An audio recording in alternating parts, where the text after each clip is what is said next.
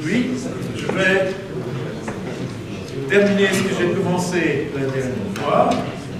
On avait vu une limitation du data flow déterministe. Je vais vous donner un très rapide rappel de ça. Et après, on va passer à la programmation multi-agent qui surmonte cette limitation. Je vais vous expliquer la limitation parce que j'ai l'impression que c'est très important. Ça change, c'est un concept fondamental dans tous les programmes informatiques. Il y a plein d'informaticiens qui se cassent la tête avec ça. Le débogage de ce source est extrêmement difficile. Donc, c'est très important de comprendre. Ici, j'ai un client-serveur. Ça, c'est un programme. Et un des clients envoie un message au serveur. Mais on ne sait pas lequel. Et la décision est prise à l'extérieur du programme.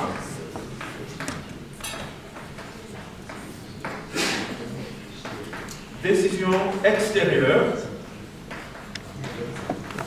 Et le serveur qui est à l'intérieur doit accepter le premier message qui arrive.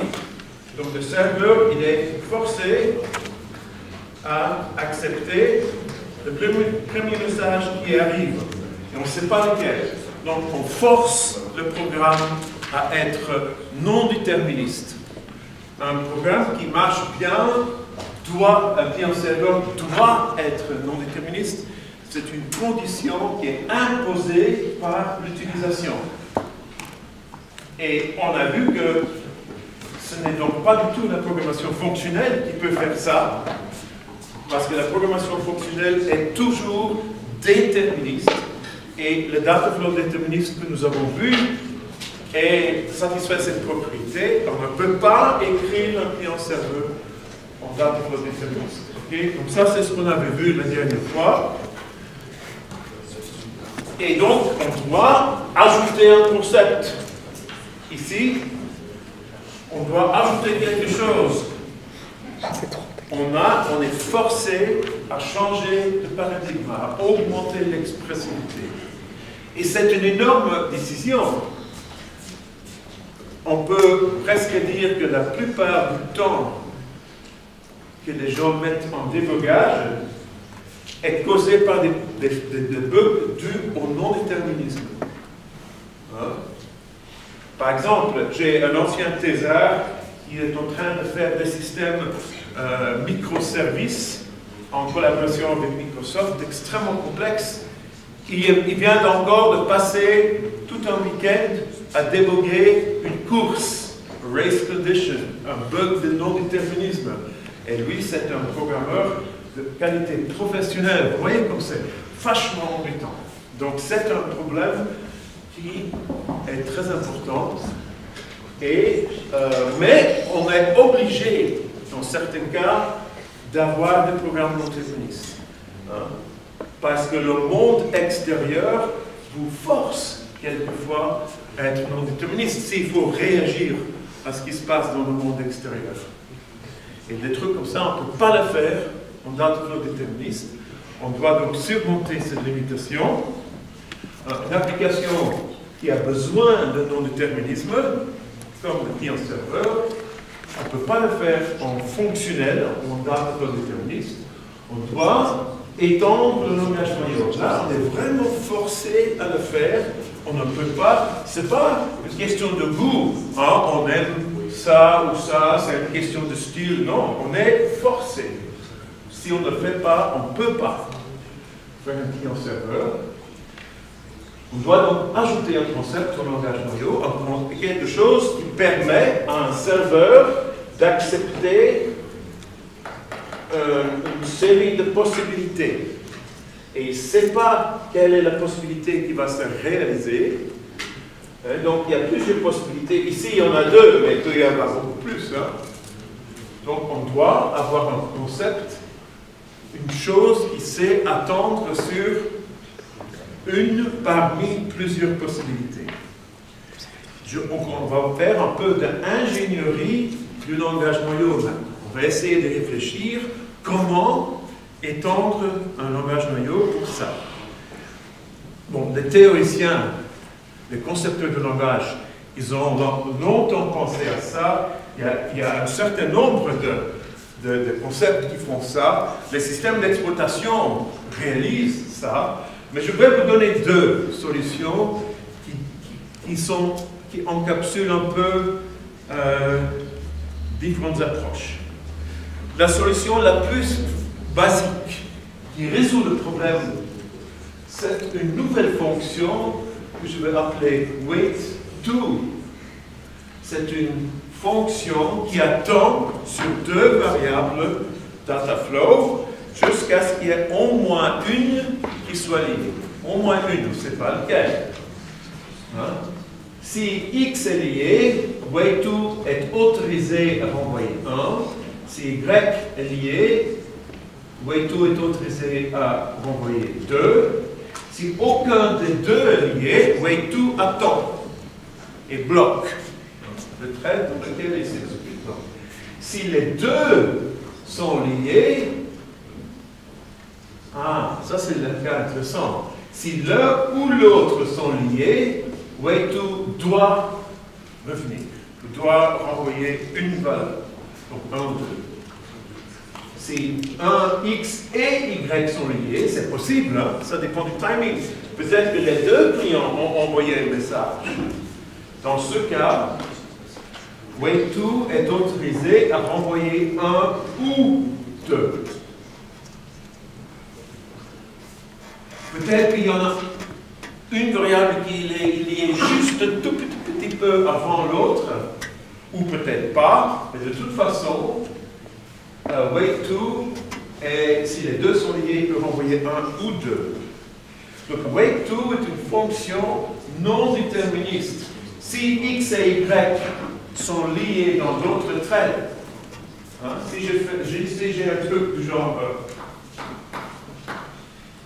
thread x égale A, thread, ça c'est à l'intérieur du programme, x égale B, et j'ai fait z égale wait2 x, y. Quelle sera la valeur de z? Eh bien, le z va être 1 ou 2. En fait, le wait2 va nous permettre de voir qu'est-ce qu'il a fait l'ordonnanceur. Hein? Est-ce que l'ordonnanceur a d'abord fait le premier thread ou après le deuxième? Normalement, on ne peut pas savoir ça, parce que c'est non déterministe. En dataflow, on ne peut pas le voir parce que c'est non déterministe. Le wait2 nous permet de voir lequel des deux threads est exécuté avant. Mais les x et y, ça peut aussi être des messages qui viennent de l'extérieur. Ok? Donc ça c'est wait2. Avec wait2, on peut faire le client-serveur.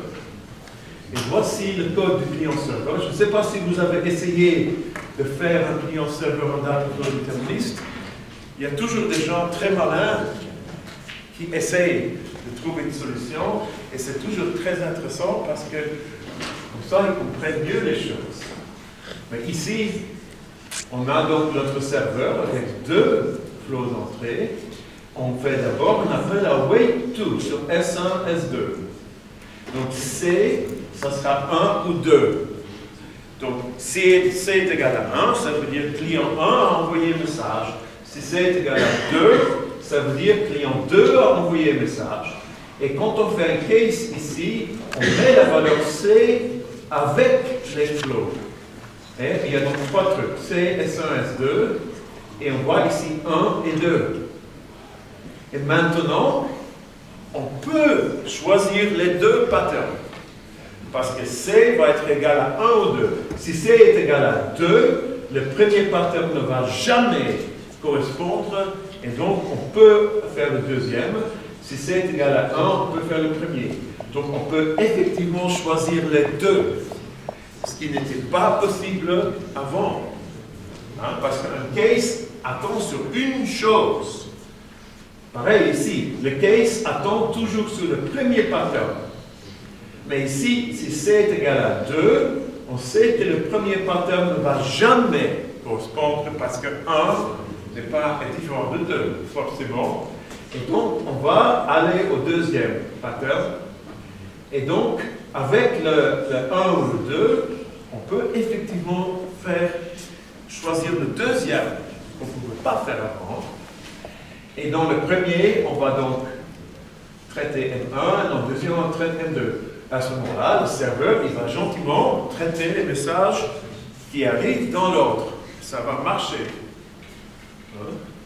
Et la question que j'avais déjà posée, qu'est-ce qui se passe si les deux envoient un message?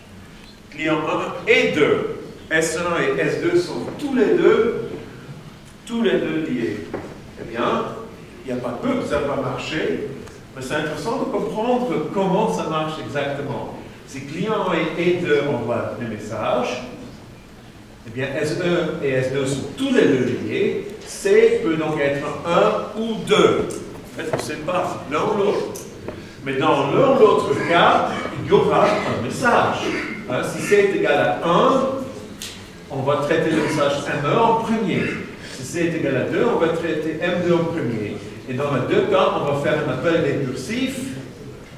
Et l'appel récursif, dans l'appel récursif, il y aura juste un des deux flots qui est lié, et le C va prendre l'autre valeur. Et ça va être traité aussi. Et donc, en fait, M1 et M2 vont tous les deux être traités, mais on ne sait pas dans quel ordre. La seule chose, c'est que ça sera M1 avant M2 ou M2 avant M1. Ça dépend de ce qui a été renvoyé par Wait2. Mais c'est toujours correct. Si les deux messages arrivent en même temps, le deuxième qui est traité, on sera obligé d'attendre un petit peu pour que le premier soit traité. C'est normal. Normalement, ce sont des calculs, ce sont un petit temps, donc ce n'est pas grave. Mais on ne peut pas faire autrement, parce qu'on a un serveur, donc le serveur ne peut traiter, on fait qu'un client à la fois. OK? Donc, avec Wait2, le problème est résolu. Et on peut se dire, eh bien, ça suffit alors. Mais non, en fait, Wait2 a un autre problème. C'est assez compliqué quand il y a beaucoup de clients, des centaines, des milliers de clients. Wait2 a un problème parce qu'il est un peu trop simple. Il résout le problème pour deux clients. Supposons qu'on a beaucoup plus de clients que deux. On a C1 jusqu'à C1000. Et tout ça va vers le serveur. Tout ça sont des flots. Eh bien, Wait2 ne peut traiter, en fait, là on avait montré comment, avec Wait2, on peut traiter deux flots. Mais si on a S1 jusqu'à S1000, Wait2 n'a que deux arguments. Donc on ne peut pas utiliser le Wait2 tel quel. Par contre, on peut définir une fonction qu'on peut appeler merge ou fusion, qui va fusionner deux flots. On peut appeler une fonction merge. Si le message vient sur SA, il va passer à la sortie. Si un message passe ici sur SB, il passera à la sortie aussi. Pour faire merge, on a besoin de Wait2, bien sûr, parce que le merge doit attendre sur l'un ou l'autre. Et donc, la façon de résoudre ça, c'est de faire un arborescence de merge. Donc, théoriquement, ça sont des merges. Et dans l'intérieur de chaque merge, il y a un Wait2. Donc, techniquement, on peut aussi résoudre le problème. Mais on a quand même un programme compliqué. Wait2, il est un peu trop simple. Même s'il résout le problème, les programmes sont un peu trop compliqués. Okay? On a besoin de faire un grand arbre de fusionneurs, de stream mergers. Et donc, Way2 n'est pas, on ne peut pas aller à l'échelle. Hein, on dit qu'il n'est pas scalable, le Way2, même si c'est une solution. Et donc, dans la pratique, on va utiliser une autre solution qui est aussi très simple, qui est un peu différente, mais qui est scalable, qui marche pour un grand nombre de clients avec des programmes simples. Ça s'appelle un port. Un port, c'est simplement, on donne un nom à un flow, un stream. Et on peut envoyer le message au nom et le message sera automatiquement mis sur le stream. Je vous montre ce que ça veut dire. Un port, c'est deux choses. Un flow et le nom du flow. C'est une constante, hein, ce nom. Et on peut faire un send d'un message sur le nom. Mais on peut faire ça dans beaucoup de threads. Send, pay and bill. Il suffit de connaître le nom. Et quand on fait un send, le message M1 va se trouver sur le flow. M2 va se trouver sur le flow. Hein? En fait, on peut voir ça comme ceci. 1, 2, un bill. Et le flow continue à grandir. Je l'ai écrit comme ça, comme un canal, mais c'est un flow. Et donc, tous les scènes vont envoyer un message au flux. Et le nombre de scènes est arbitraire. Quelconque peut avoir des milliers. Chaque client doit simplement connaître le nom du port pour pouvoir envoyer un message sur le flow. Hein? Et avec ça, on peut faire marcher le client-serveur avec autant de clients qu'on veut. Vous voyez, la différence avec Way2, c'est qu'on a une nouvelle idée là. On a cette idée d'utiliser un nom. Hein? Way2 n'avait pas ça. C'est très puissant. C'est un concept qui s'utilise tout. Donner un nom à quelque chose, c'est très puissant. Ici, ça va résoudre le problème. Hein? Si on donne 1 million de clients, chaque client doit simplement faire un send. Hein? Ah, les arguments sont inversés, les send NIP. OK? Et donc, on ajoute la notion de port au langage noyau. Et ça suffit.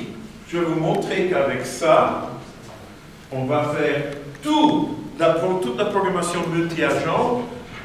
Il n'y a pas besoin de plus que ça. Un seul concept en langage noyau.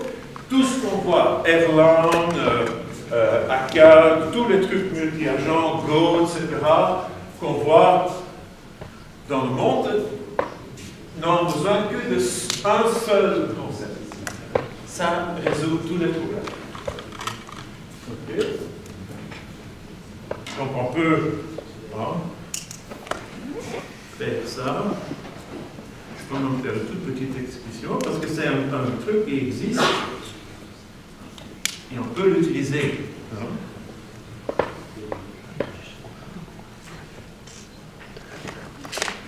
TS, il y a une opération newport.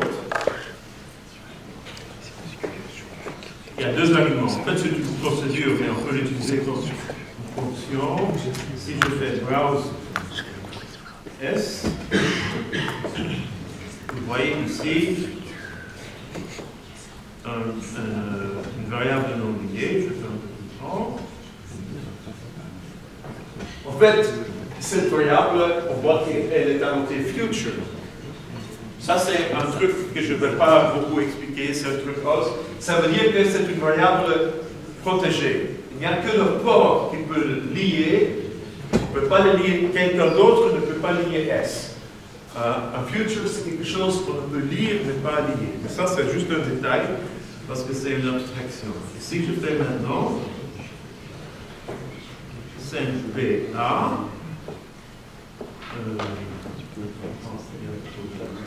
Voilà, on voit que la A arrive sur le flot. Et on peut faire donc des threads.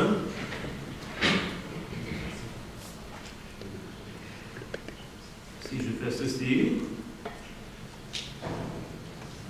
si je fais ça comme ça, on sait que l'ordonnanceur dans Mozart va traiter les threads dans l'ordre de leur création, et donc, dans la plupart des cas, sauf si la tranche de temps est presque épuisée, dans la plupart du temps, c'est le premier qui va s'exécuter, mais je vais changer ça en disant à l'ordonnanceur de bloquer le premier thread pendant 10 millisecondes.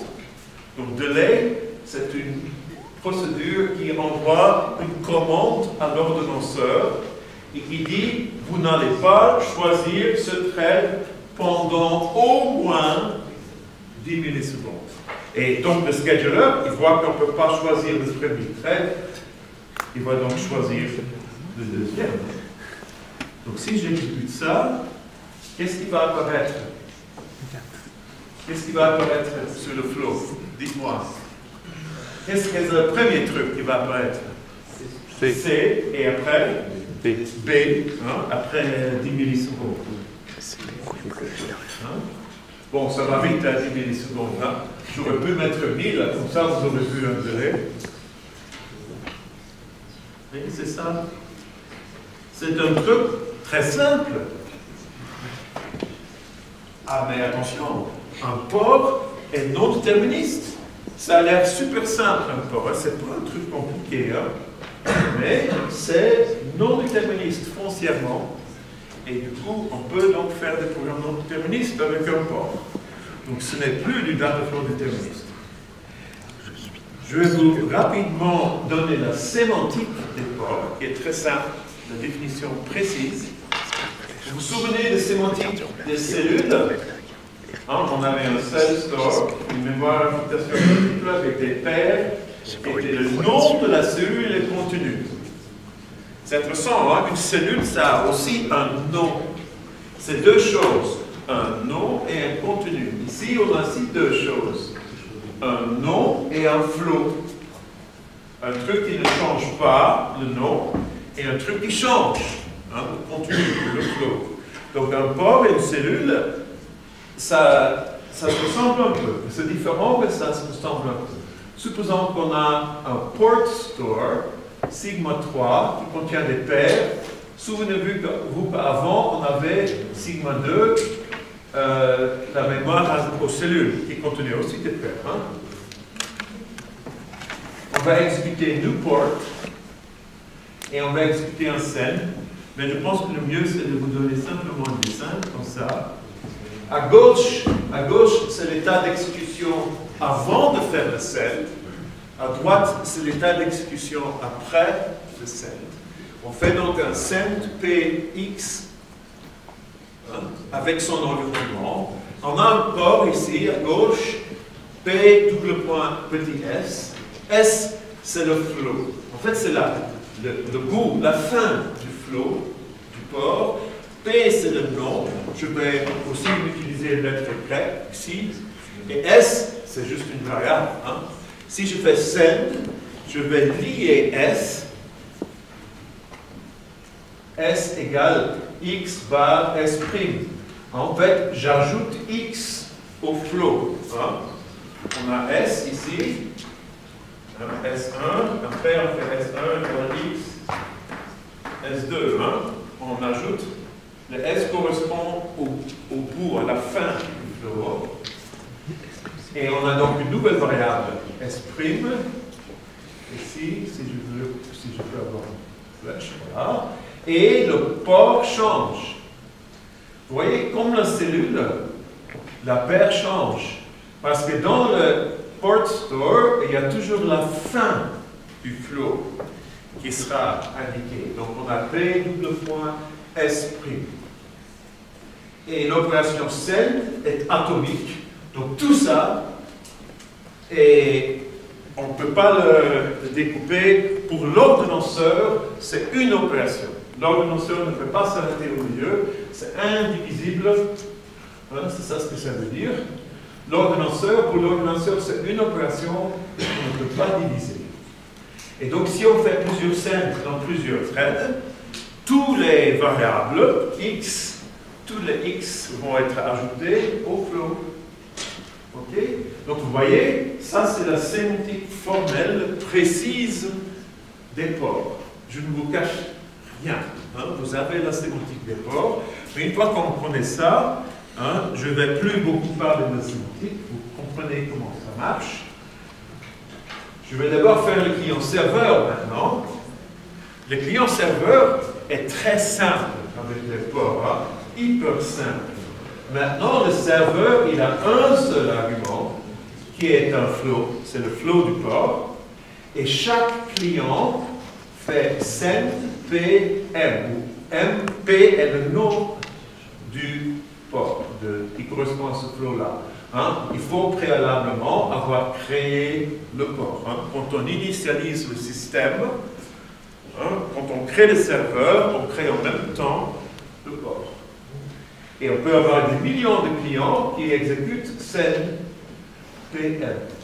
Ceci correspond très proche, très précisément, très proche à ce que fait, par exemple, un langage comme Erlang. Hein, qui peut faire des choses comme ça, que nous allons voir la semaine prochaine. Vous voyez que les clients-serveurs, maintenant, il est simple. Avant, il était impossible. Maintenant, il est simple, avec un nouveau concept.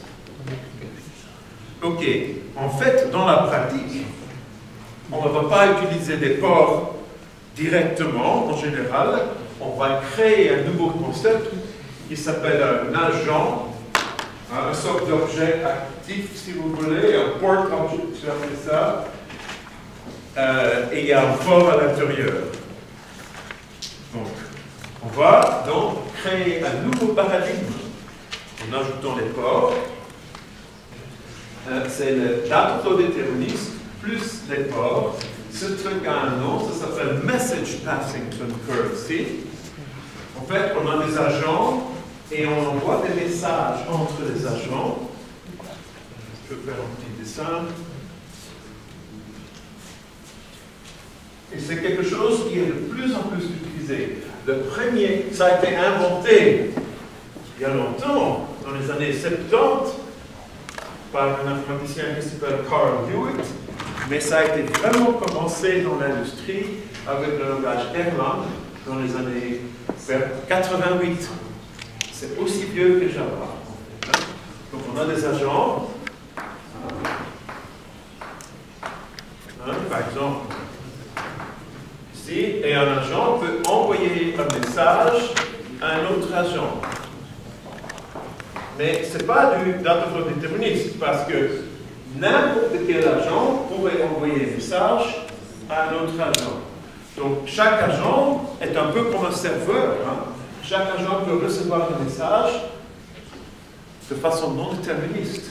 Et ça, c'est la programmation multi-agent. Et on a plein de ça, d'agents qui se parlent. Ça, c'est un paradigme très intéressant.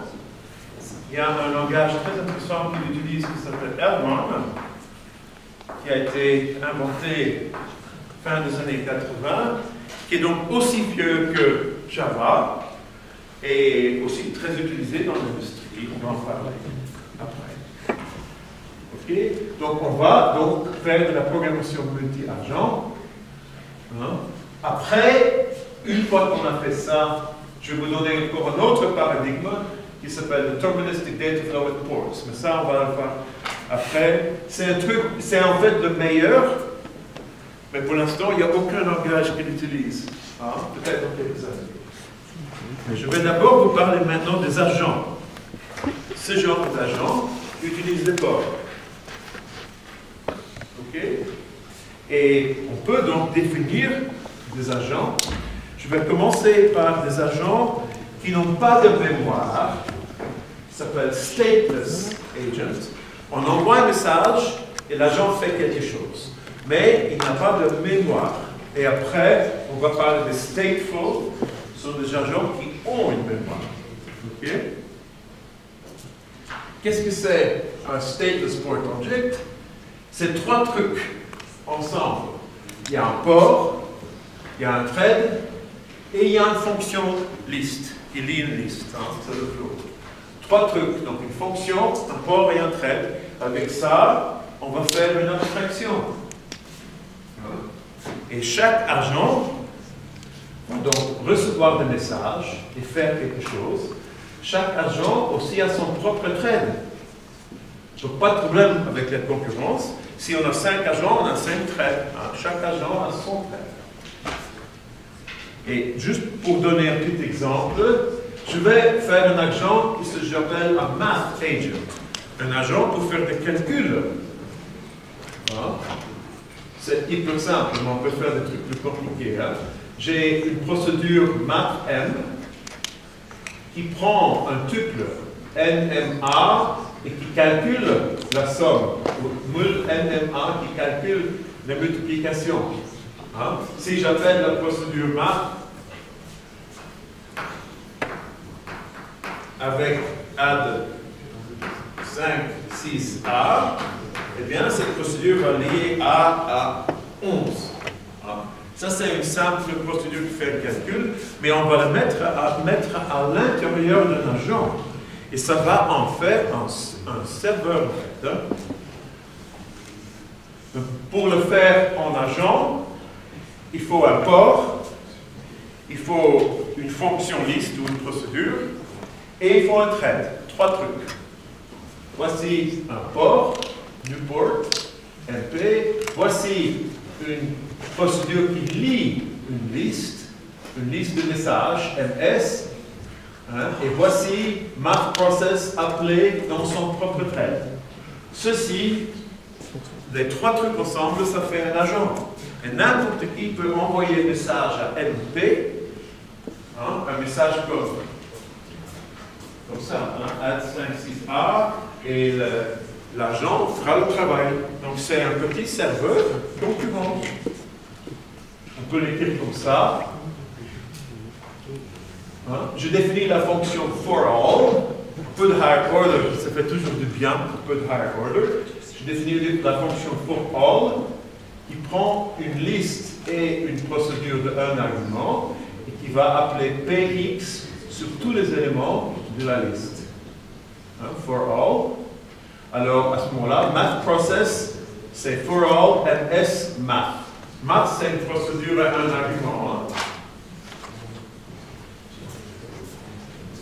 Et donc, on peut donc créer une abstraction, une chose générique.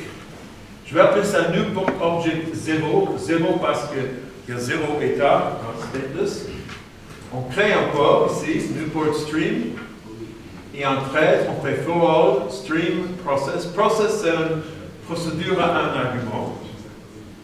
Et on renvoie comme résultat le port. Donc, n'importe qui peut faire un set. Ceci est donc une nouvelle abstraction. Hein? J'ai mis trois trucs ensemble. Un port, un thread et une boucle. Hein?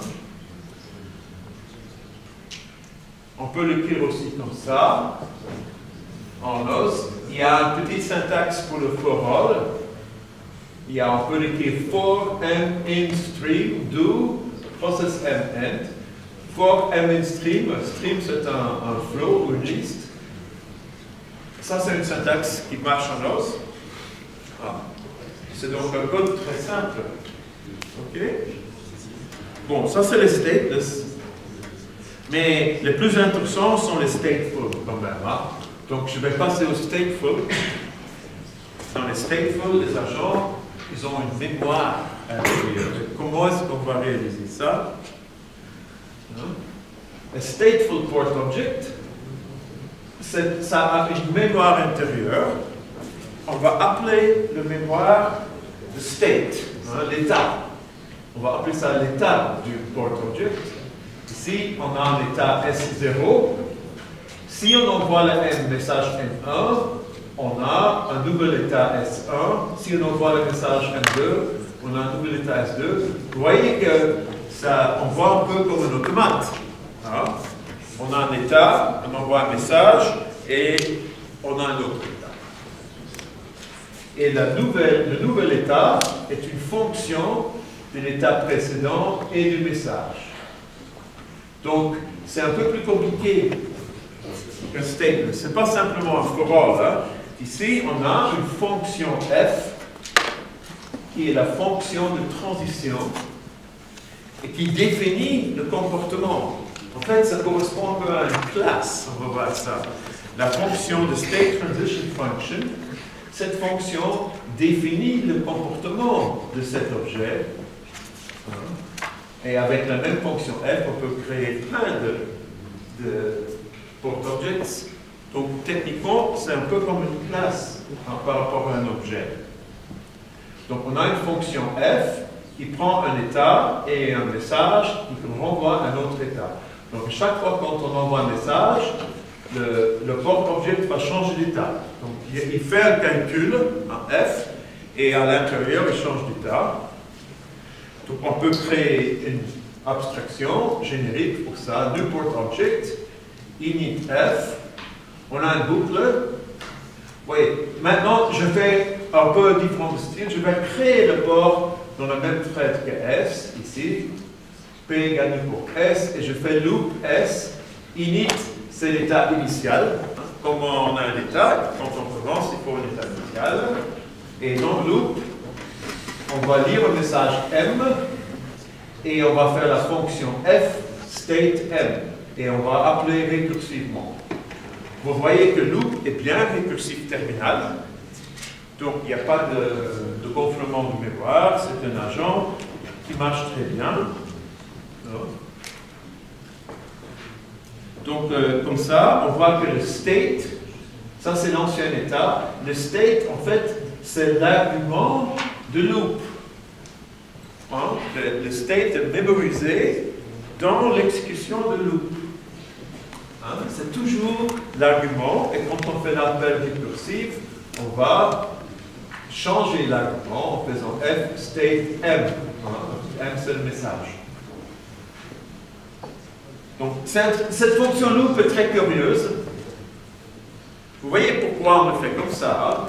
C'est on fait un objet agent à état. On a un state, et quand un message arrive, on appelle loop avec f de state de m.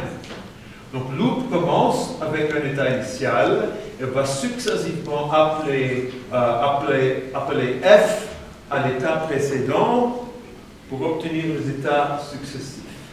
C'est une fonction binaire. Ça vous dit quelque chose? On a déjà vu une fonction comme ça. Ça vous dit quelque chose, cette fonction? Ça ressemble à quoi? Sans regarder sur le slide. On a déjà vu une fonction. State, on peut voir presque ça comme un accumulateur. Hein? Et ici, on a une nouvelle valeur. Il n'y a pas de nil. C'est pas grave, à la limite. Hein? Le nil, ce serait la terminaison. So, ça, c'est pas grave. F est une fonction binaire. C'est quoi? C'est un fold. Ça, c'est marrant. Hein? La fonction à l'intérieur d'un stateful port object est un fold. Vous vous souvenez, on a vu le fold qui cache un accumulateur dans le higher order. Et à l'époque, j'ai dit, souvenez-vous de cette fonction, elle est importante. Fold, hein? Là, on la retrouve. En fait, fold est une fonction qu'on va retrouver beaucoup. Ici, on le retrouve dans la programmation multi-agent. Hein? Vous vous souvenez de fold? Ça, c'est la définition de fold. On a une liste, une fonction et un élément initial. Hein? Si la fonction est une addition et la liste est une liste entière, on peut additionner. En fait, fold, ça veut dire plier. On plie tout pour réduire à un élément, en fait. Hein? S, maintenant, S, c'est la liste de messages. U, c'est l'état intérieur du port object. C'est intéressant, non? C'est un fold. Et qu'est-ce que ça veut dire? Ben, on va mettre déjà le fold dedans. On va remplacer loop sInt par fold sF int. Hein, c'est générique, hein? Le f est un argument maintenant. Il y a juste un tout petit bug là, c'est pas totalement exact ce que je fais. Pourquoi c'est pas exact? Il y a un tout petit bug parce que fold, elle, n'est pas une procédure, c'est une fonction. Donc il y a un résultat. Et donc il faut un résultat. Et donc ici, on a donc la fonction générique pour les stateful port objects. Il y a un port, il y a un fold et il y a un thread. Et out, c'est quoi? En fait, ça a un sens. C'est l'état final quand l'agent termine. Si on ferme le flow, hein, un flow qui se ferme avec 1000, eh bien, l'agent, le fold va revenir.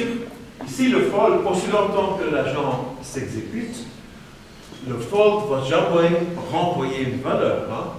Le fold renvoie une valeur quand la liste S est 1000. Et donc, à la fin donc, si on ferme le flow, à ce moment-là, l'agent va se terminer. Donc, c'est très propre. Hein. Si on ferme le canal de communication, l'agent va gentiment se fermer, le thread va se terminer. C'est très propre hein, comme abstraction. Et le out, c'est l'état final. Ici, je ne fais rien avec out. Hein, mais on pourrait avoir ça comme une sortie hein, aussi. Hein. On pourrait, quand l'agent se termine, on pourrait récupérer son état final si on voulait. OK? Donc, un port object, donc on commence, pour résumer, on a deterministic data flow, on ajoute des ports, et maintenant on crée une très belle abstraction avec trois choses. Le port, le thread et une fonction fold. Et ça fait c'est une des plus belles abstractions qu'on va faire dans le cours. En fait, c'est très, moi, je suis très esthétique pour ça. Hein, c'est un peu, les programmes pour moi, c'est quelquefois des objets artistiques. Pour moi, c'est très, très joli, ça. Il y a aussi une raison. Pourquoi je crée le port à l'intérieur du thread? Ça, il y a une raison pour ça aussi, pas à l'extérieur. Hein? Mais je ne veux pas l'expliquer après, je vais parler de ça après. Il y a aussi une raison pourquoi on crée le port à l'intérieur et pas à l'extérieur. Vous pouvez dire, bah, c'est pareil. Oui, c'est un peu pareil, mais il y a quand même une différence. OK. Avec un port object, on peut créer une cellule. Vous vous souvenez qu'on a vu des ports et des cellules. On a déjà vu des cellules, c'est comme des variables. Eh bien, techniquement, un port et une cellule, on peut, théoriquement parlant, ils sont équivalents. Ça veut dire qu'avec l'un, on peut programmer l'autre. En expressivité, hein, ils sont équivalents. Et avec un port object, on peut créer une cellule. Si la procédure à l'intérieur du port hein, est celle-là, ça se comporte comme une cellule. Donc, new, c'est le nouveau contenu, ça c'est assign, c'est l'affectation, et access, c'est un accès à l'ancien contenu. Donc, old, c'est l'ancien contenu, et ça c'est le nouveau contenu. Donc ça c'est le state, S c'est le state, ici, pas le stream. Le state, M c'est le message, et ça renvoie le nouveau state. Et ça a exactement le même comportement qu'une cellule. Donc avec un port, on peut implémenter une cellule. OK? Il y a une dernière petite chose. Hein? Donc ici, par exemple, si je crée cell process avec new port object, cell c'est une cellule. Je peux faire send cell assign 1 et send cell access x browse x pour lire la cellule là, interprétation et lecture. Mais ça gêne un peu, il faut toujours mettre le send. Moi, je voudrais exactement la même interface que les objets. Je voudrais cell assigned et cell access. Je ne voudrais pas de send. Alors, pour ça, c'est un petit détail, mais c'est parfois important. Pour une interface uniforme, je vais, au lieu de renvoyer le port, le nom du port, je vais créer une procédure d'un argument, ici, puis je renvoie comme procédure anonyme. M, c'est le message, et à l'intérieur, c'est la procédure qui fait send PL. Vous voyez que P est caché. En fait, c'est quand même mieux que tout l'intérieur du port object ne soit pas visible. Hein? P est caché à l'intérieur et on ne sait pas qu'il y a un port à l'intérieur. Hein? P est caché et on peut utiliser un port object ou un objet standard. On a déjà vu ces objets, vous vous souvenez, on a parlé d'abstraction donnée il y a quelques semaines, longtemps. Hein? Et on ne peut pas faire vraiment la différence entre un port object et un objet standard. Donc, pas aussi simple. Hein? Ok. Maintenant, je vais vous donner des exemples. Maintenant, on va faire des programmes avec ça. On va faire des programmes multi-agents. Et le premier programme que je vais faire, ça s'appelle Playball. C'est un petit jeu, en fait, qu'on a peut-être déjà joué. Hein. Moi, j'ai joué ça quand j'étais petit. On a 3 personnes ou plus dans un triangle. Et il y a un ballon. Et les 2 personnes sont là. Et je choisis une des 2 personnes au hasard. Et j'envoie le ballon le plus vite possible. Mais j'essaye de tromper les gens. J'essaye de faire croire que je l'envoie à lui, mais en fait, je l'envoie à l'autre. Hein? Jusqu'à quelqu'un laisse tomber le ballon. Bon, c'est un simple programme multi-agent, mais totalement non déterministe. Hein? Ça, ce qui est intéressant. Il y a un message, ball, hein, le ballon, et il y a le joueur qui reçoit ce message va choisir un des 2 port objects et va envoyer le message à l'un des 2 autres. Et donc, le message va tourner en rond de façon très rapide et très aléatoire. OK? Donc, je vais vous faire le code pour ça. Mais d'abord, une petite pause. Après, on va jouer au ballon. Voilà. Des objets actifs. Active objects. C'est encore, en fait, un nouveau paradigme. On va combiner 2 choses qu'on a déjà vues. Un objet actif. On va prendre la programmation orientée objet, comme on connaît, hein, avec des classes qui sont définies avec l'héritage, qui peuvent montrer du polymorphisme, et les port objects comme on les a vus, le message passing. Et on va les combiner pour faire ce qu'on appelle des objets actifs. Un active object, c'est un port object dont le comportement est défini par une classe. Ça contient donc les avantages des 2 paradigmes. On peut le créer avec l'héritage, on peut utiliser le polymorphisme, et en plus, c'est concurrent. Et il y a des systèmes qui contiennent ça. Et donc, c'est très intéressant. Ce sont des objets très puissants. Et il y a des systèmes qui font ça. Il y a un petit peu d'overhead, hein, parce que bien sûr, chaque objet contient un thread ici. Hein. Un objet Java ne contient pas de thread de base, c'est un objet passif. Mais donc, je vais vous expliquer ça et vous expliquer la différence entre les objets que vous connaissez déjà, qu'on va appeler maintenant objet passif. Hein? Un objet créé en Java ou en Python, on va appeler ça un objet passif par rapport à un objet actif. Pour vous expliquer ça, je vous rafraîchis votre mémoire sur la syntaxe des classes en Node. Ah, mais ça peut être dans n'importe quel langage. Hein. On a une classe, mot-clé, avec des attributs, des méthodes. L'attribut i devient contenu i plus x, hein, c'est un compteur. On peut faire new counter avec une méthode initiale, on crée un objet, ici, counter, et on peut appeler l'objet int 10, x5, get x. Hein. On a donc des classes qu'on peut définir avec l'héritage, on peut utiliser le polymorphisme comme dans les systèmes objets classiques. Maintenant, on peut définir des objets actifs. Hein? Ici, dans les objets passifs, on a la fonction new qui crée un objet. Bien, on va définir une nouvelle fonction new active qui va, vu de l'extérieur, c'est pareil, ça crée un objet, mais ça va créer un objet actif. Et vous voyez comment ça marche.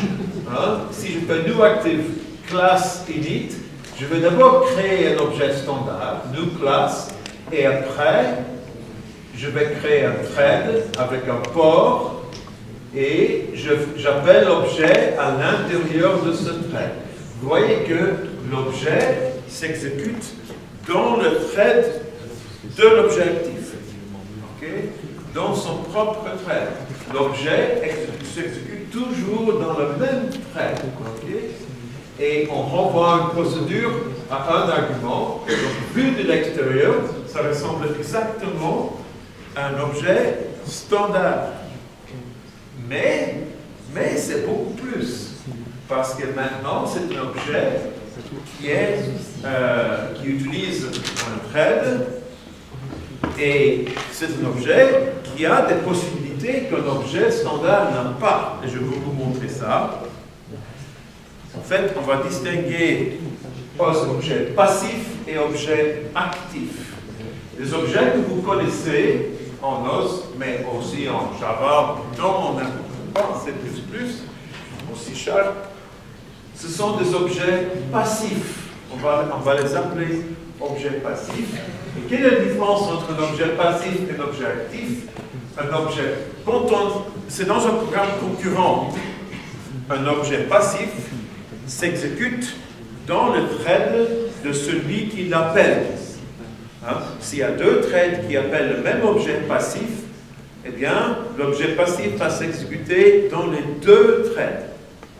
Un objet passif est un peu parasite du thread de celui qui appelle.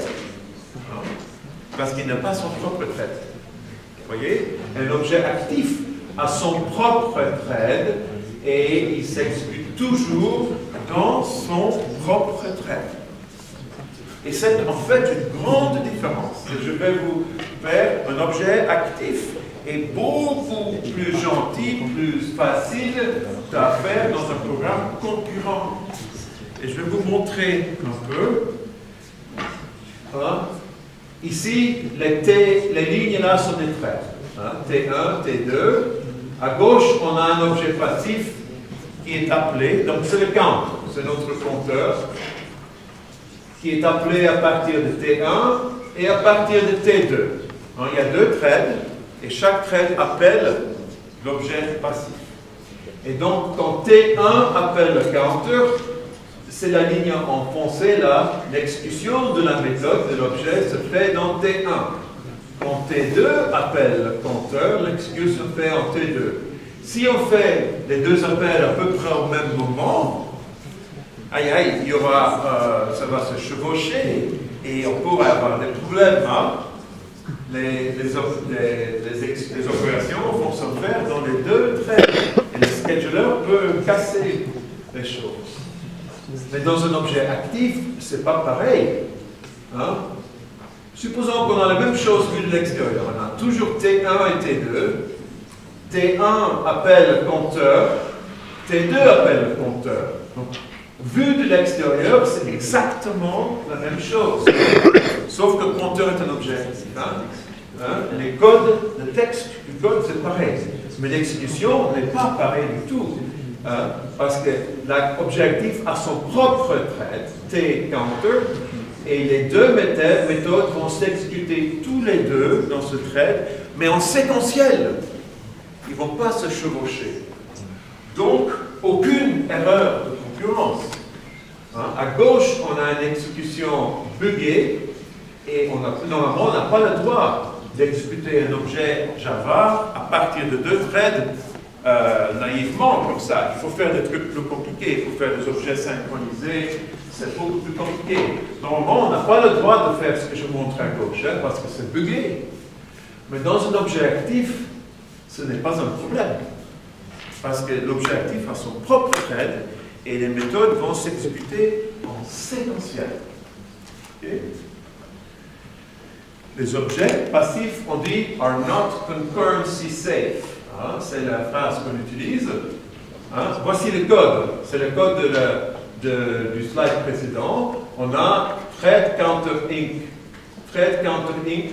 Et à droite, j'ai exactement le même code. La seule différence, à la place de new, j'ai new active. Le code à gauche est buggé. Le code à droite est correct. Pourquoi il est buggé à gauche? Parce que le compteur a une instruction i devient contenu i plus 1. Si c'est le scheduler, on donne le thread. Juste après la lecture et avant l'affectation, exécute l'autre et pré-réveil, le résultat sera 1. On incrémente le compteur deux fois ici, mais il est possible à gauche d'obtenir un résultat égal à 1, ce qui est faux, parce qu'on a incrémenté deux fois. À droite, on va toujours avoir 2, parce que les deux méthodes sont exécutées dans le thread qui est propre à l'objet actif, et dans ce thread, ils sont exécutés séquentiellement, jamais chevauchés. Donc, c'est garanti correct. Okay? Donc, un objet actif a l'énorme avantage que dans un programme concurrent, il marche très bien. Si vous avez un programme avec beaucoup de threads et un programme très concurrent, il faut mieux utiliser les objets actifs. Au moins pour la partie concurrente du programme. Peut-être qu'on ne peut pas que tout soit objet actif, parce qu'il y a quand même un petit overhead, parce que chaque objet a un thread maintenant. Si on a un langage où les threads sont chers, ça fait l'objet devient un peu lourd. Mais si on a un langage où les threads sont légers, comme Erlang, ce n'est pas un problème. En fait, un processus Erlang, ça ressemble très fort à un objet actif. OK? Donc ça, c'est pour ça. Maintenant, je vais vous faire le playball. Ce que je vous ai dit là tout à l'heure. Je vais vous montrer ça.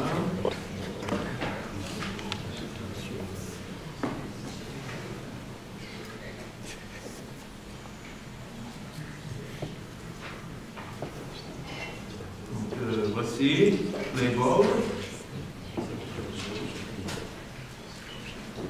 Avec des objectifs. Mais je dois d'abord créer une new active. Sinon, ça ne marcherait pas. Je définis ça. Ça, c'est un peu comme on avait vu. Ici, on a la définition avec une classe, player class. Il y a deux attributs, l'état. En fait, on va avoir un compteur. On va compter le nombre de fois qu'il attrape le ballon pour le jeter de nouveau. Ça, c'est le state. Et others, c'est un tuple qui contient des références aux autres joueurs. Tout ça. Donc, dans init, state, c'est 0. Others, ici, c'est un tuple qui est juste des autres. Maintenant, la méthode ballon, d'abord, on va calculer un nombre au hasard entre 1 et le nombre de joueurs. Ça, ce sont des trucs os, donc os.round mode with others plus 1. Après, je fais others.run. C'est donc un tuple. On va donc choisir au hasard un des joueurs. Et on va incrémenter l'état. Et on a ici une méthode get. Avec ça, on peut voir quelle est la valeur du compteur. Okay. Donc je définis ça.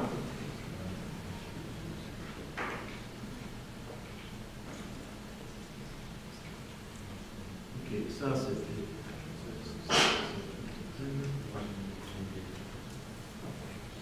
Je vais définir une fonction player avec argument others.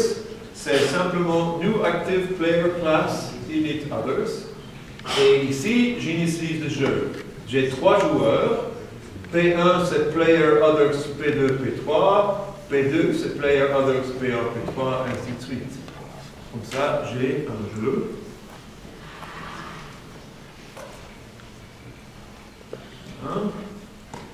Avec 3 objets actifs.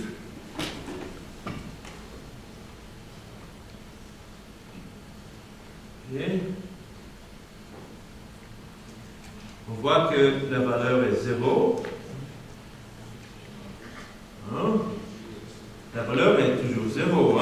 Vous savez pourquoi. Les trucs n'augmentent pas. Bien, il faut mettre un ballon. Pendant 3 joueurs, il n'y a pas encore de ballon. Il faut au moins un ballon, sinon ça ne marche pas. Et donc, je peux débuter le jeu avec P1 ball. Ça va débuter le jeu. Maintenant, on peut voir. C'est relativement rapide. 250 000. 600 000. Et à chaque fois dans le ballon, en fait, on a un programme avec 3 threads. Et on a bien sûr des changements de contexte entre tous ces threads qui se font relativement vite. On peut même calculer un peu la vitesse si on veut. Si je fais delay 1000, en 1 seconde, combien ça fait? Donc ce que je veux faire ici, c'est que j'obtiens la valeur dans P1, je fais un délai 1 seconde, en fait minimum 1 seconde, mais bon, ce sera 1 seconde plus un petit epsilon, et je vais de nouveau trouver la valeur. Donc les deux valeurs, la différence, c'est le nombre de fois qu'un joueur attrape le ballon en 1 seconde. Donc on voit que c'est environ 60 000. Donc il y a 60 000. Si on a 3 joueurs, c'est 180 000 changements de contexte entre les threads en 1 seconde. Les threads, c'est relativement léger quand même. C'est pas non plus l'ordinateur le plus rapide que j'ai ici. Et ça explique sur un peu. Donc voilà, on voit un peu comment ça marche. Ça, c'est un petit code. Et là, rien n'est caché. J'ai défini from scratch les objets actifs. Ok, très bien.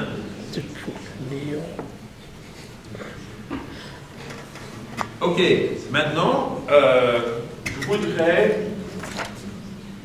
vous parler un peu de ce qu'on appelle des protocoles. En fait, dans le système des réseaux, il y a beaucoup de messages qui passent.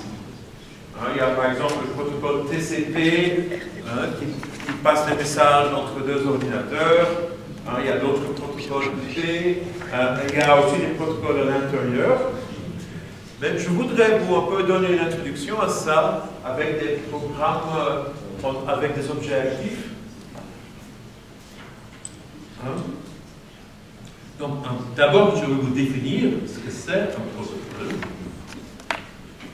C'est une séquence de messages entre 2 ou plus parties, donc entités, qui se parlent, qui peut être compris à un plus haut niveau d'abstraction que les messages individuels. Par exemple, le protocole TCP, il y a plein de messages qui passent, des paquets qui passent, comme protocole IP, mais il y a un autre niveau d'abstraction. C'est une séquence fiable de bytes qui sont transmis entre deux bouts. Et donc, c'est un exemple d'un protocole. Okay? Ces exemples, c'est dans le textbook, mais je vais vous montrer un peu de code. Je vais vous montrer trois exemples. D'abord, juste pour chauffer les neurones, un exemple que j'appelle RMI, Remote Method Invocation. C'est simplement, c'est ce qui se passe entre deux objets Java sur une machine différente. On envoie un message et on entend la réponse. On envoie le message et on entend la réponse. Vous voyez le diagramme que je vais utiliser. Le temps passe vers le bas. Et on a ici un client et un serveur, et on voit les messages qui passent. Donc, le temps passe vers le bas, les messages sont des lignes un peu qui ne sont pas horizontales parce que ça prend un certain temps. Après, je vais vous montrer un RMI asynchrone. Et c'est très intéressant parce que c'est exactement le même code source, mais ça double la performance. Donc c'est très intéressant. Malheureusement, c'est commence à être utilisé, mais en Java, ce n'est pas encore très facile de faire ça. Et le troisième exemple, c'est RMI with callback. Ça veut dire que quand j'appelle le serveur a besoin d'un petit bout d'information, donc doit rappeler les clients pour pouvoir continuer. Donc les clients demandent un travail au serveur, et le serveur a besoin d'une information du client pour continuer, et ça s'appelle un callback. Et il y a différentes façons de faire ça, avec des threads ou avec des continuations. Et le dernier exemple, c'est tout ensemble, asynchronous RMI with callback using threads. Ça a l'air très compliqué, mais le code est très simple. Le dernier exemple, je vous laisse faire ça comme exercice, mais le code est dans le livre, donc on peut toujours tricher si on veut. Donc d'abord le RMI, pour vous commencer à expliquer les choses. Donc, j'ai un peu le code ici, comme ça me épargne un peu de temps pour écrire la méthode.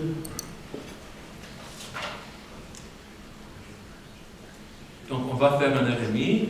On peut faire ça.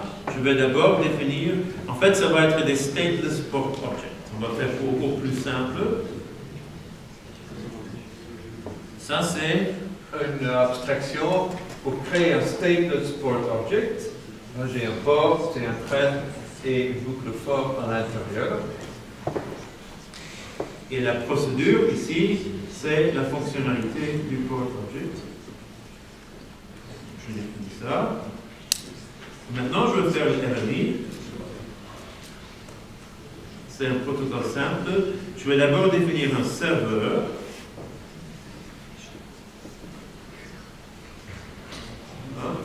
En fait, extrêmement simple. Hein? Il y a un serveur. Server proc, c'est une procédure qui implémente la fonctionnalité. Donc, dans mon exemple, le serveur n'a pas de mémoire. Hein? Ça, c'est juste pour la simplicité. Il prend un message, il fait un calcul, et le calcul, c'est calc x, y, c'est un tuple. X, c'est l'entrée, y, c'est la sortie. Et là, il fait un calcul, là. Un calcul bidon pour faire un calcul. Okay. Et je crée donc un serveur, comme ça.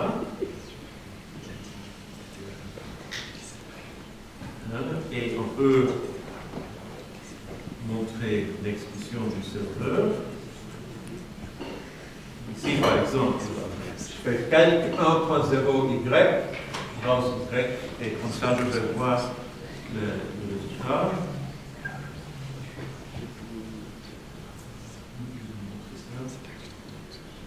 L'autre est toujours en train de s'exécuter. C'est pas grave, ça ne gêne pas. Le playball marche toujours là. Si j'exécute ça, voilà. Last 237,3. OK. je vais maintenant définir un client.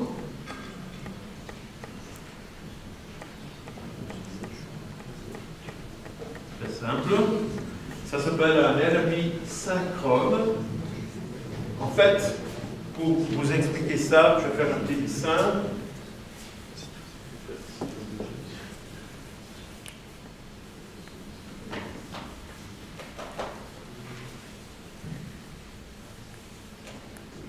Donc ici, on a le client, on a le serveur, mais on a aussi le user. Hein? Ça, ce serait moi. Je vais envoyer un message work pour déclencher le travail. Et après, le client va envoyer le message calque au serveur, il fait le travail, il renvoie le résultat. Et après, il y aura un deuxième. On va faire deux appels de suite. Ça, je vais faire ça manuellement pour déclencher le calcul. Ok? C'est très simple. Hein? J'ai send server calc 1.0y1. Pour avoir le résultat, je fais wait y1. Comme ça, on attend que le résultat revient et je fais une deuxième fois.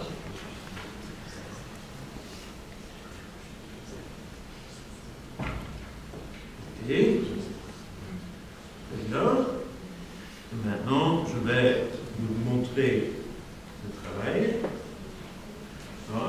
J'envoie work Y.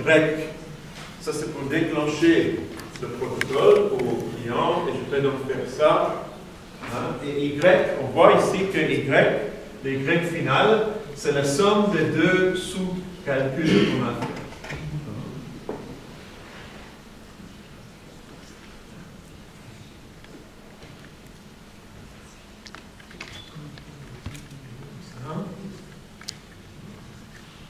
Et on voit 479,6, mais c'est avec 1.0 et 2.0. Ok? C'est très facile, non? Bon, c'était juste pour chauffer les neurones, ça. Ça, c'est le RMI synchrone, on peut appeler ça. Hein? Je n'ai rien dit, mais en fait, c'est un RMI synchrone. Synchrone, ça veut dire qu'on attend le résultat. On synchronise sur le résultat. En fait, quand on fait un wait ici, ça veut dire qu'on attend le résultat. Ok? Maintenant, on va commencer à faire des choses plus intéressantes. On va faire un RMI asynchrone. Je vous montre le code, après je vais vous faire le petit dessin.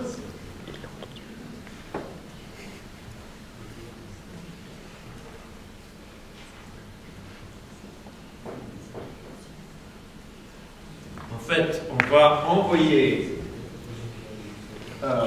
calque au serveur sans attendre le résultat. On va de nouveau envoyer au serveur et on va faire un wait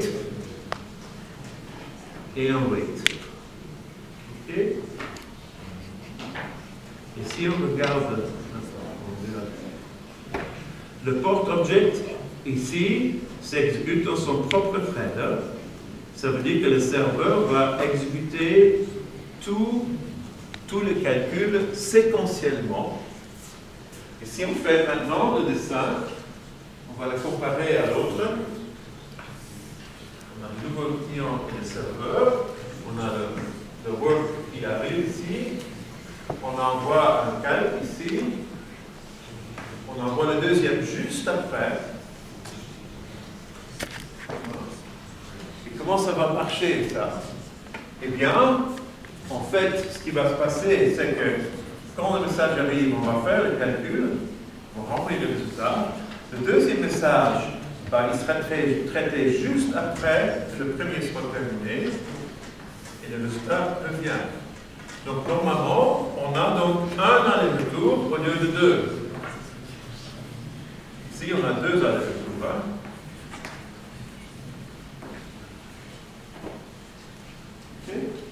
Donc ça, c'est un RMI asynchrone. vous voyez qu'en fait, c'est très intéressant, les calculs asynchrones, et en fait, faire un RMI synchrone n'est pas très efficace. Hein. Par contre, ça demande que le système soit un peu plus intelligent par rapport à la programmation concurrente.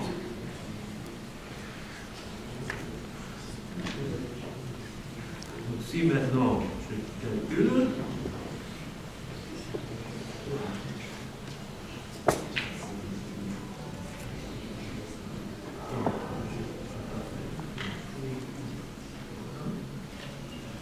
je vais maintenant envoyer le petit work pour faire le calcul, et en principe, ça doit donner le même résultat. Ça donne le même résultat. Hein? Vous voyez, en fait, du point de vue du serveur, il n'y a aucune différence entre les deux. Hein, du point de vue du serveur, il reçoit un message, fait un calcul, c'est fini. Un peu plus tard, il reçoit un autre message, fait un calcul, c'est fini. Ici, c'est pareil. Il reçoit un message, fait un calcul, ensuite il reçoit un autre. Le fait qu'il y a un délai entre ces deux, le serveur ne se remarque pas ça. Il traite les messages l'un après l'autre. Donc, du point de vue du serveur, il n'y a aucune différence. Du point de vue du client, la seule différence, c'est qu'on attend le résultat final et on n'entend pas le résultat intermédiaire. Vous voyez que le code est presque le même. Et si on fait ça sur un réseau, les calculs asynchrones doivent faire un aller-retour, parce que ce temps est très très petit par rapport au temps de voyage sur le réseau. C'est le temps du calcul ici, hein, c'est extrêmement petit. Et donc, on fait un aller-retour à la place de deux. C'est 2 fois plus rapide. Pourquoi les RMI sont synchrones? J'ai jamais bien compris ça, parce qu'il n'y a aucun avantage à que ce soit synchrone. En fait, les calculs asynchrones sont de loin meilleurs que tous les systèmes concurrents. C'est aussi la chose qu'on va voir la semaine prochaine avec Erlang. Ça, c'est une chose.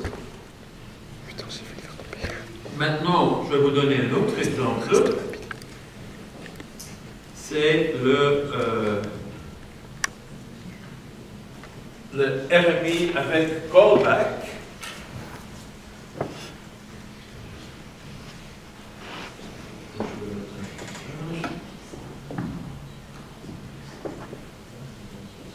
Je vais vous faire un petit message, un petit diagramme pour vous expliquer ça. Vous voyez ce qui se passe. Donc, de nouveau, on a un client et un serveur.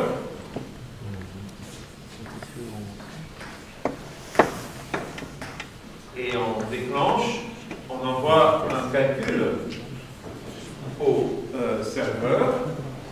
Le serveur fait son calcul, mais il a besoin d'un paramètre qui vient du client. Parce qu'il peut y avoir plein de clients qui envoient des messages au serveur, mais chaque client a des petites différences, mais on ne veut pas les mettre dans tous les messages. C'est un peu les paramètres. Hein. Et donc, pour que les messages soient simples, on ne met pas, mais le serveur, il envoie un petit message pendant son calcul. Hein, il obtient la valeur, on appelle, disons, delta, et avec ça, il peut continuer son calcul et renvoie le résultat à la fin. Okay?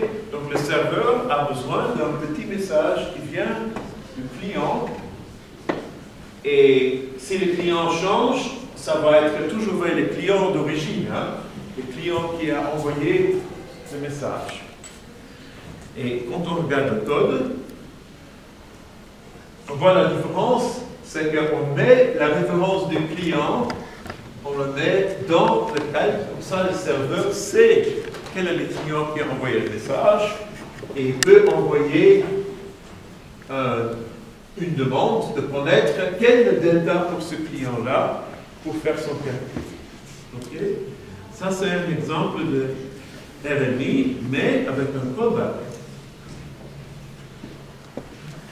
Ok.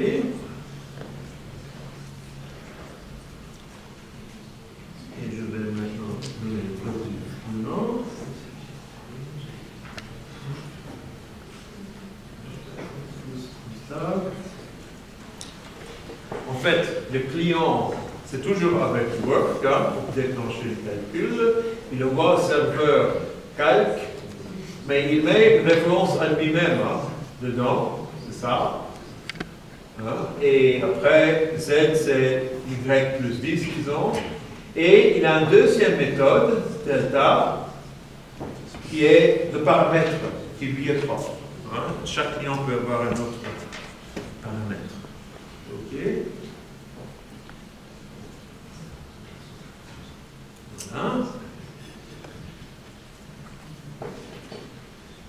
Et maintenant, je fais le calcul. Vous voyez, j'envoie client. Ici, comme ça. Attendez, je ne sais pas si j'ai compilé. Je vais compiler pour être sûr. J'ai compilé le serveur, j'espère bien. Attends, je vais faire tout pour être sûr, parce que j'ai oublié. Je vais compiler le serveur. Je compile les clients. Maintenant, je fais cette exécution.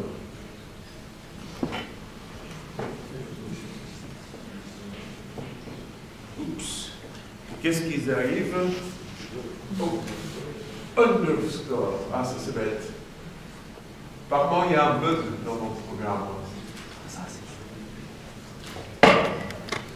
Oh,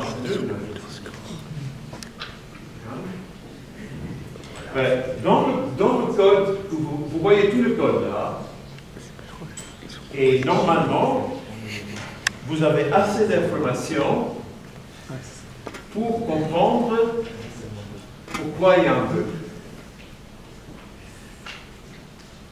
Normalement, vous avez assez d'informations parce que le bug est une conséquence de la définition des port objects. Qu'est-ce qui se passe?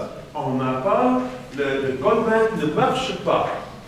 Comment ça marche là? Comment ça doit marcher? Alors, on envoie work calc, on envoie au serveur, et quand on est en train d'envoyer ça, en attendant, le client est ici, hein?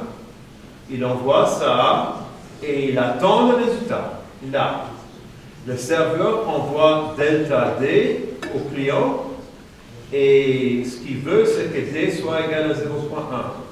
Mais déjà, ça ne marchera pas. Pourquoi ça ne marche pas?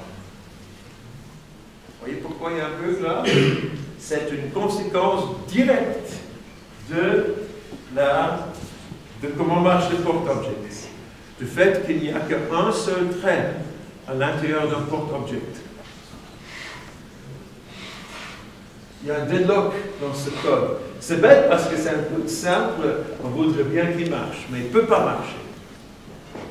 Ce qui ne peut pas marcher, il faut faire quelque chose. Quel est le problème? Eh bien, le client, le port object ici, il y a un thread à l'intérieur, hein?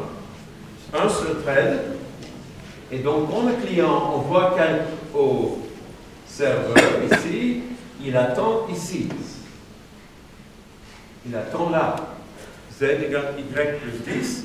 Le Y n'est pas lié. Il attend. Donc le thread du client attend ici. En même temps, le serveur envoie delta D au client. Mais qui va le recevoir? Personne. Parce que le thread qui devrait le recevoir est en train d'attendre ici. Hein? Un client n'a qu'un seul thread. Donc, ça ne peut pas marcher. Un callback avec ce code simple ne peut pas marcher parce qu'il y a un deadlock. Quand le client est en train d'attendre à l'intérieur d'un message. Ça veut dire que le thread qui lit les messages, bon, il est coincé à l'intérieur d'une méthode. Ah, ça c'est un peu bête. Comment est-ce qu'on corrige ça? Il faut corriger le bug. Hein? Vous voyez pourquoi? Vous avez compris? C'est inhérent. Hein? C'est un problème du fait que le port object ne contient un seul thread, et si on attend à l'intérieur d'une méthode, alors on ne peut pas continuer. Donc, la conclusion, c'est qu'on ne doit jamais attendre ou bloquer à l'intérieur d'une méthode. Ici, par exemple, on a cette méthode, ici, workZ, a deux choses. Il y a un send et il y a une addition. Il y a deux opérations. Et le thread attend à l'addition. Donc, il attend à l'intérieur du thread, de la méthode. Pour résoudre ce problème, on doit vérifier qu'un thread n'attend jamais dans un port object à l'intérieur d'une méthode. Chaque méthode doit être exécutée 100%, complètement.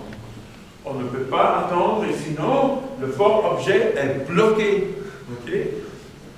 Alors, comment est-ce qu'on résout ça? Eh bien, il faut donc résoudre ça en faisant en sorte qu'il n'y a jamais d'attente au milieu. Comment est-ce qu'on peut faire ça?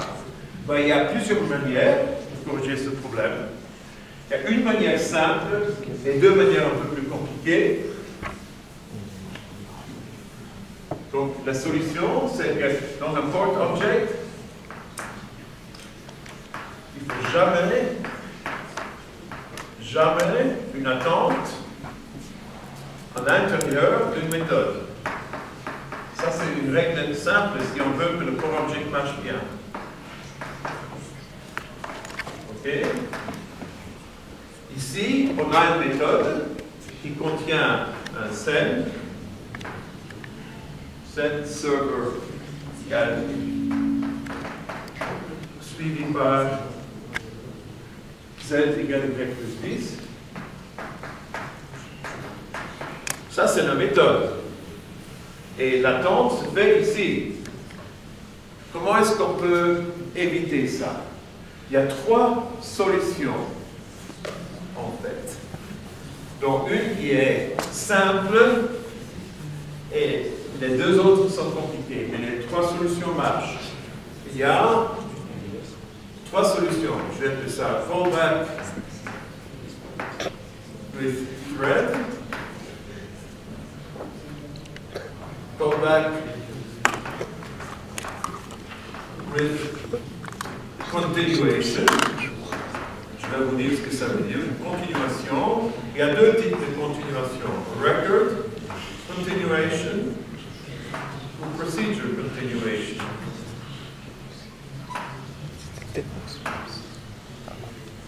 Donc, dans le callback de continuation, on va couper la méthode en deux et en faire deux méthodes. Première partie, deuxième partie.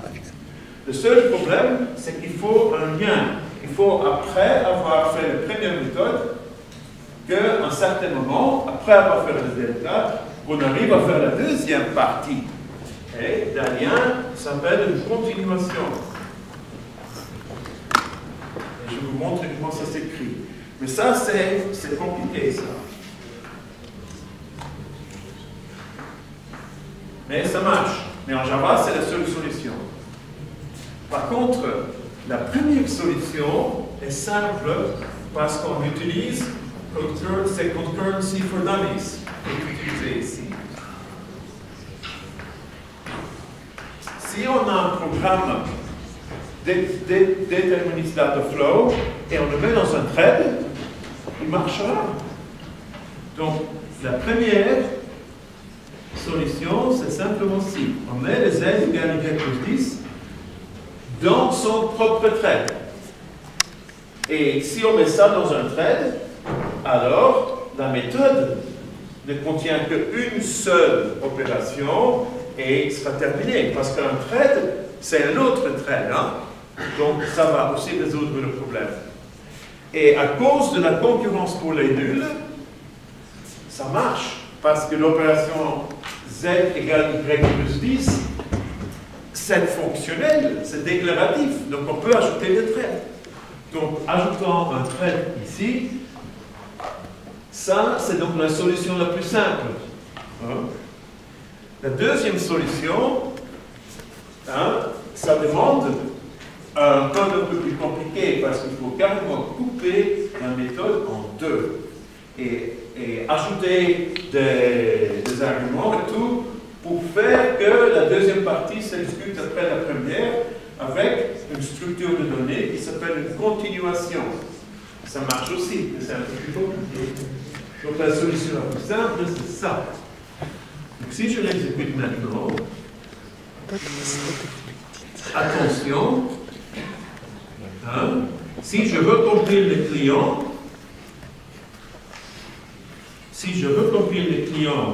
et j'exécute ça, ça ne va pas marcher. J'ai débugué le client, j'ai corrigé le client, mais ça ne marche quand même pas. Pourquoi? Là, je vous troll un petit peu. Hein. Vous avez compris ce que j'ai fait là? Bah, le serveur est toujours bloqué. Hein. Et donc, ce n'est pas parce que j'ai corrigé les clients hein, que tout va marcher. En fait, je dois recréer un autre serveur. Hein. Et ça a l'air bête, mais ça arrive très très souvent, même pour les pros. Hein. Les pros corrigent un problème, et ils oublient qu'il faut redémarrer tout le système pour que ça marche. Hein? Même un pro peut se laisser attraper par ça. Je dois donc recréer un nouveau serveur, et maintenant j'exécute le client. Et maintenant, en principe, ça doit marcher. Maintenant, j'ai le résultat. Ouf!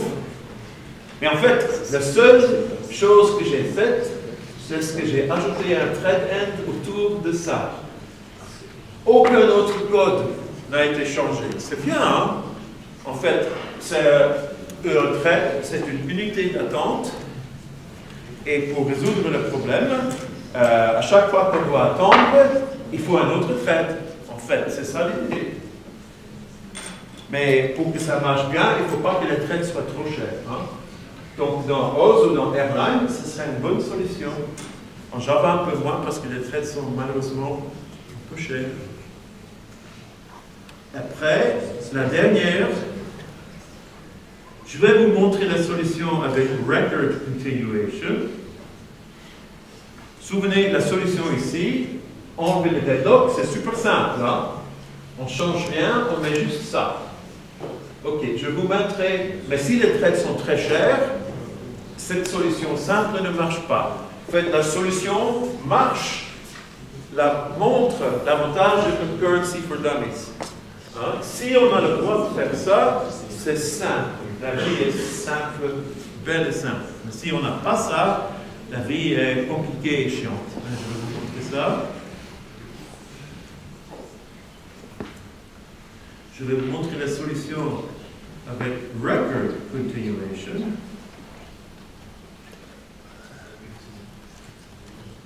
Là, j'ai coupé la méthode en deux, mais le serveur devient aussi plus compliqué. Je vais vous montrer le code.